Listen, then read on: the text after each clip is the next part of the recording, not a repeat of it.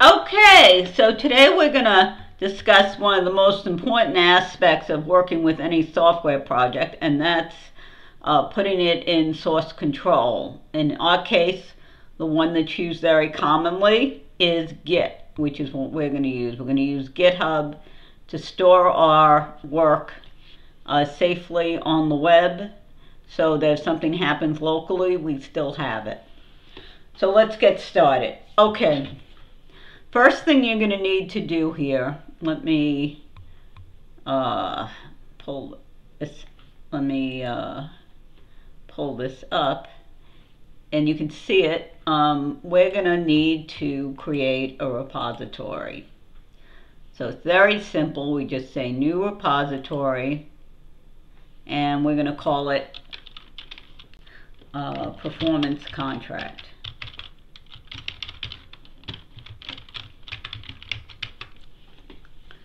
And we don't want to add anything because we're going to create the actual project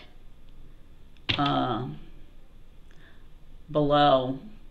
Now I'm going to make it public. I think you may need a paid. Let's see if it lets me do it privately. So it says create repository.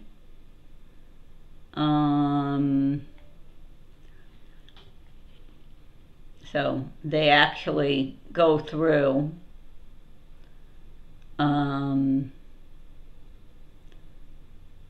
what you're going to do, and this is probably the easiest way, is just see if this works.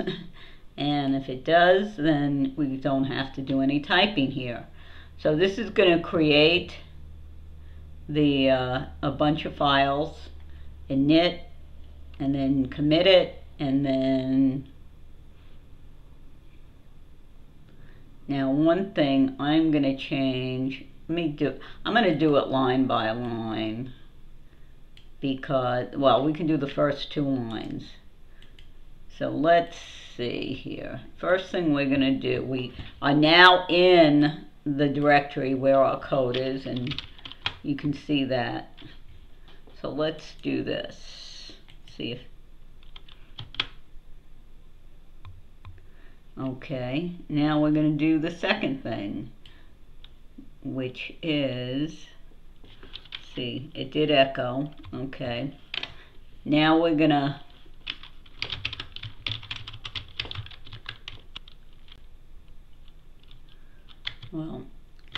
let me do a git status.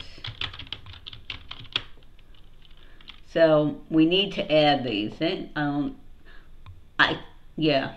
The next step, they just add the README if you look online, and you're assuming there's nothing in there. So we're going to do git add, let's see, and git add readme.md. And let's look at artifacts. Yeah, we want to do that. We want to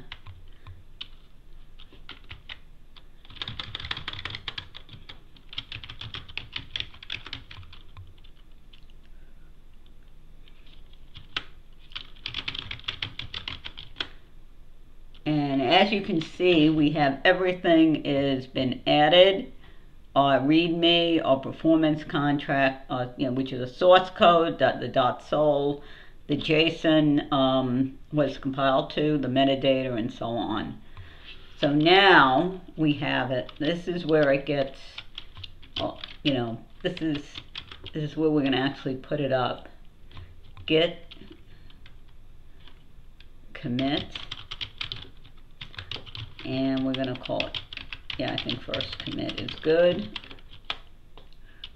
And then git branch. Let me just see something. So it already has the master branch. So we're going to say,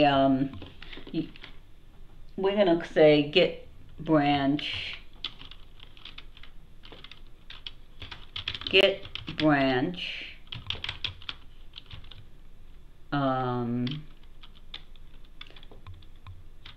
actually, what I normally do is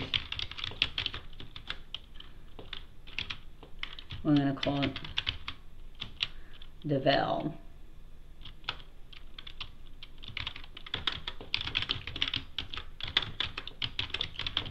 So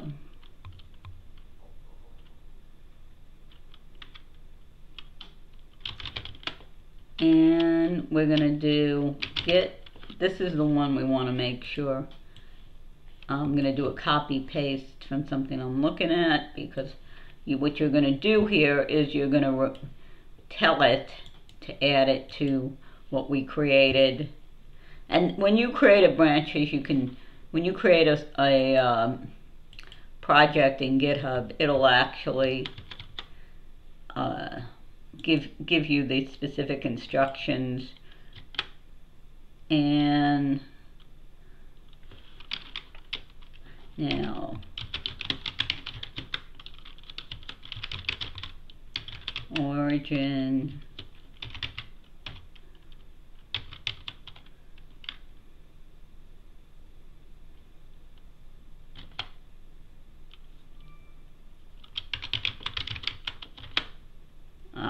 I gotta look up my password here.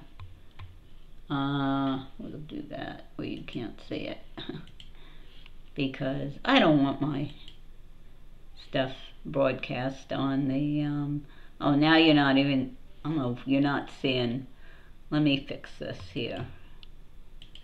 This should be on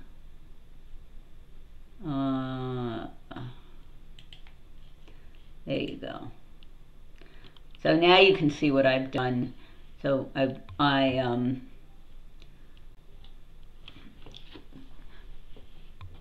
committed everything. I've added them, committed it, created a new branch, and I'm committing.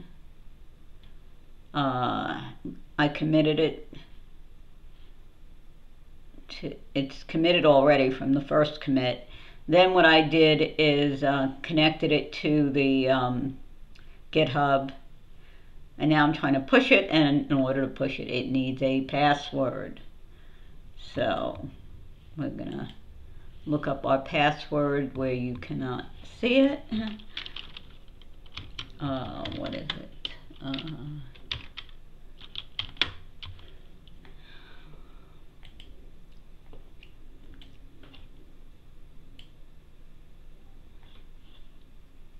Alright, let me just make sure that you're not seeing it. Alright, so I'm gonna get my GitHub password, and let's see it. Sometimes my password, yeah, it like that. So as you can see, it's now up. So now let's go back to GitHub,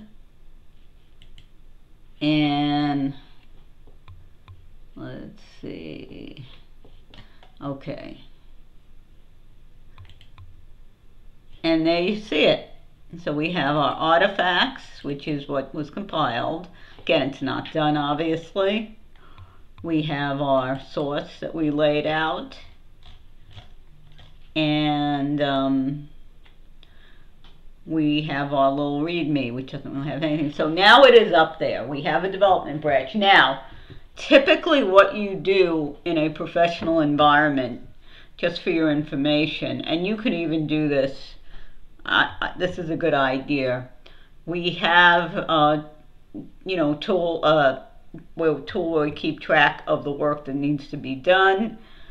Each item, work item, has an identification, a number. It's usually the project and some number. And what you do is when you are working on a particular work item, you create a separate branch for that work item. That is then pushed up. You push do your pushes up to the work item. When you think you're done, you do what they call a pull request, and you'll see this. where you can have your coworkers look at your changes and ask any questions, request any changes, or just say, yep, looks cool, whatever the case may be. And then once it is approved, then you can merge it into the development branch, and that is usually the branch that is we only have a development. We don't even have a master branch, which is fine. We may create a release branch, and then eventually, when it goes to development machine, it's tested. You do another test there, and if you're happy, then you have the testers. You put it on a test machine, and you have the testers take a crack at it. Tester or tester take a crack at it. If they're happy, they say, yep, whatever you did works, it's good. Then what happens is, at that point, it is merged into the branch that is going to go out. Sometimes you have an integration system, which is like the final test of everything before you actually release it. So there are usually a number of steps when you're dealing with multiple developers and so on, but you may want to do something like the develop branch is something you do locally on your machine, maybe using Ganache or whatever your choice is, and then when you're happy with it there, then you bump it up to a test net. And then when you're finally done all your tests on the test net, then what you're going to do is, at that point, you can put it on the main net. So that's how that works. Now, since I haven't deployed any of this stuff to a main net, I'm not sure if there are special requirements or how. You probably have to get access to that main net, and that probably varies between the different projects. But anyway, so this is how you protect your code. And when you make significant changes, you want to commit. Again, you may say, I have X number of tasks to take to accomplish on this. So maybe you'll write something up, say, okay, I'm going to write this functionality, and then you make that separate. You branch off of devel, which is git checkout, as you saw we do, git checkout -b for branch, and then, well, you go into the devel branch and do it from there. So we are on the development branch, and I just want to roll this back a little so you can see, because I believe somehow it didn't get there. So let me just quickly go over this again. So it created that MD file, which is essentially a text file describing it. Initialize the repository, and it's on branch master. And it says these are the changes, so now you have to add them. You check the status, you commit, and then we branched off a master for devel. So, and you can see we have devel and master. So that's what we've done, and now our code is safe and sound. So if my machine got wiped out, I can still get my work back. And so you really want to take advantage. GitHub is free. You don't have to pay for it, and they also have GitLab, which I've not used as much.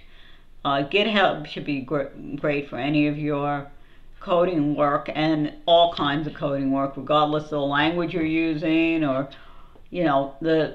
where it gets a little tricky is if you're dealing with, like, I say binary files. Like if you're dealing with, let's say, you're working in Cinema 4D, and it's not quite designed for that. That's a different bag, But for any of the stuff we're going to be doing, this is what you can use to preserve your work. Now, one caveat that I want to mention is you may, if you are working with something, let's say a database, because this is mostly when I've run across it, where you have, let's say, internal passwords that allow the code to connect and so on, where you have a configuration file that has passwords in it and so on to connect to the database. If you have anything kind of configuration where there's sensitive information in the configuration or any place in your code that you do not want out there, but let's say passwords and usernames, which is probably the most common, just don't commit that stuff. If it's in a configuration file and you want the rest of the configuration, just leave those areas blank. You know, the password and username, just leave them blank. And then you know what they are, so when you bring down a fresh version of your app, you just plug them in, but you don't store them on GitHub. So, but for code, it's, for what we're doing here, it's great. So okay, hopefully this has been helpful. And if you get started, you're following along and you get started, you will, get your work to safety on GitHub, and then you constantly will be able to preserve it. You'll be able to, this is another important thing I hadn't mentioned. If you mess something up, if something gets hosed, you can go and just get it back from your GitHub. So it is also a way of getting yourself out of a bind, shall we say. So anyway, hopefully this has been helpful. If it has, please give a like, please subscribe, please ring the bell to get notifications as we do more, and please share it with your friends if this is something they're interested in. So take care. I will speak to you, and take care.